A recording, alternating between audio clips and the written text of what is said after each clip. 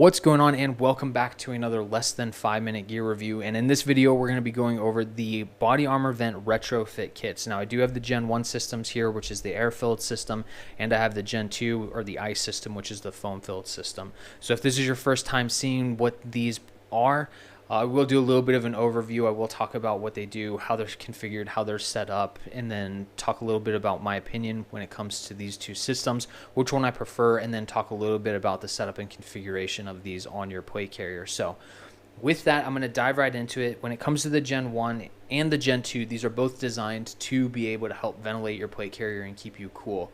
There are some questions, and a lot of people ask out there that I've seen: will this keep me above water? Does it have a buoyancy factor in the event that I fall into the water if I'm in a maritime or riverine type of a scenario? And my answer to that is not entirely. It may give you just enough to keep your head just above water, so that way you can keep breathing and you don't drown.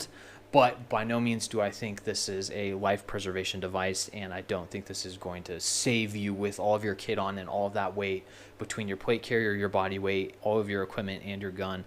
Like, I don't think it has the capability of keeping you above water, even with the air-filled system. But I will say that when it comes to the air-filled system, I don't know if because of the fact that these are on clearance and they're selling them, if they're doing away with them completely. But I do think if they redesign this just a little bit and tool it and tinker with it, it can definitely fill that possible space when it comes to this will keep you above water. It will keep you from drowning, and it may just be a matter of taking these exterior vents out where these circle holes are, where the air passes through, putting the bubble right there in that entire section, and then giving you a row of vented holes, and then another bubble, and then another row of vented holes, and then another bubble, and then all the way across. So then that way you have larger bubbles, so you have a larger kind of air pocket in between each one of those vented hole sections. So with that, when it comes to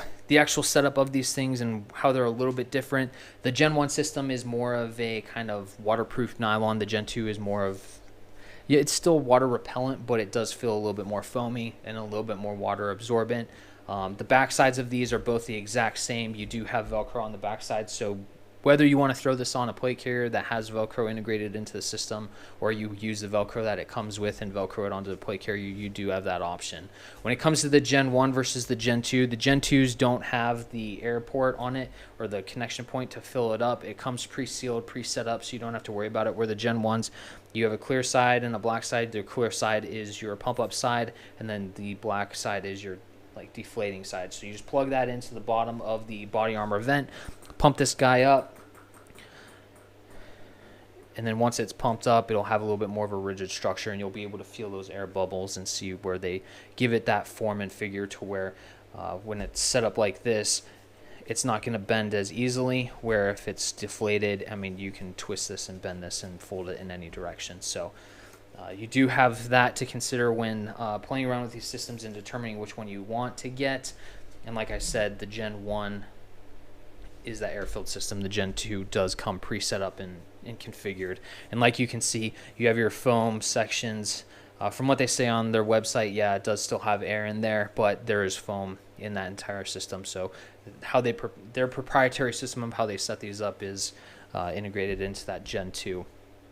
When it comes to comparing these two and my personal preference, I prefer going with the Gen 1 because I know pre-mission, hey, I have to pump these up. So when I'm doing those PCCs, PCIs, and I'm checking all my gear and everything, I pump these guys up. I know they're filled, and maybe just in the event if I'm in a maritime environment or a riverine environment and I fall into the water, maybe, just maybe, it'll help give me enough buoyancy to keep me above water. But I'm not trusting my life on them completely because I don't know if they truly will keep you from completely drowning. At that point, if I fell into the water and I knew it was that deep, I would probably cut away my kit and just say, hey, I'm not going to risk it. I can buy new kit anytime.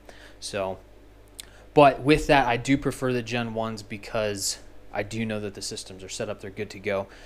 But I don't think these would offer as good of a, I guess you could say, trauma plate protection. So if I were to get hit or shot or whatever, that bubble will more than likely pop, where with this foam system, it's probably not going to pop. So I do think with the foam system, it does kind of act and doubles as a trauma pad behind the plate. So it does give you that little bit of added protection. So that's something to think about when it comes to determining which one you want to get. But with that, I'm not going to really go into too much more of what I prefer. I want you to be able to kind of determine what you think is going to be best for you and your situation and the environment that you live in. So with that, though, I do think that if they redesign and tool this just a little bit, it can definitely apply and be that possible life preservation device for a maritime and riverine environment. So when it comes to the actual setup of these on your kit, though, I will say that I prefer running these inside of my plate carrier rather than on the exterior, and I'll get into one of those reasons here in a sec. But the way the company recommends that you set these up, you take the Velcro from the kit, you put that on your plate carrier, and then you Velcro this straight into your plate carrier. Now, if you have something like an S&S plate frame, or you have a Crye Precision JPC or SPC or the Airlight, or you have a plate carrier that has some mesh in it, I do think that this still does ventilate really well inside of the plate carrier, inside of the plate pocket, rather than being on the exterior of that plate pocket. So I do prefer putting these inside of the plate pocket just because I know they're secure and I know that they're not going to move in doing that. Now, especially with the plate frame modular, the foam system that already comes on that system has Velcro on it, so this Velcro's right into place, so you really don't even notice that this is even there. It just feels like a part of the original system anyways. But either way, whether you run this on the interior or the exterior, I mean, they're going to work either way. I just think it does work as well if there is a mesh system integrated into the plate carrier. So and I've ran both of these inside of my plate carriers, and I've still felt really cool, and I still felt like it did its job, and it was still very comfortable, whether I ran it on the interior or the exterior of that plate pocket. So with that, I don't want to take up any more of your time. I know I'm over that 5-minute mark, but I did want to talk briefly about that setup part and component. Although they recommend putting it on the exterior, you can still run it on the interior. It may not ventilate as good, but it still, I feel, it does ventilate when it comes down to it. So with that, if you have any questions, please feel free, leave a comment. We'll answer any questions that you have and help you out. Like, share, and subscribe, and we'll see you next time.